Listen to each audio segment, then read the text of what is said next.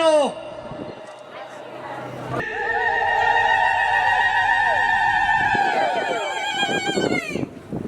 شهید باز مردم شهید الباز گوچرین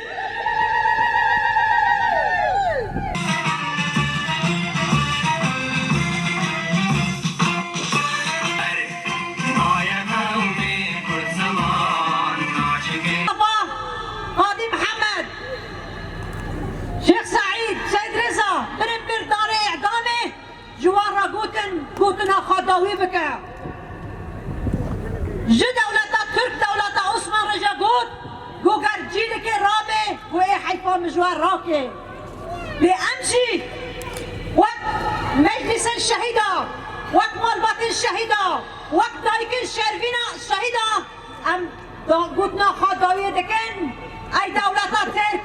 او دولتا فاشي ام حيفو ترهلدانا الشهيدة خراكن ام جوارا نيلن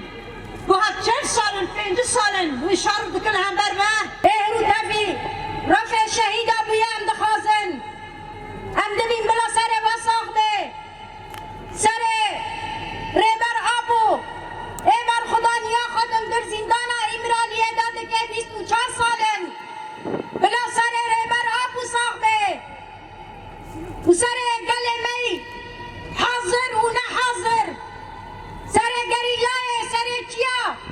ایده چپر شرده بر خدا نیا ده که بلا ساخته هیرو هم دبینن جارکی دن دولتا ترک فاشست کنکشیه بکتینه جهودی رو کشتایت بوده عشرین 1908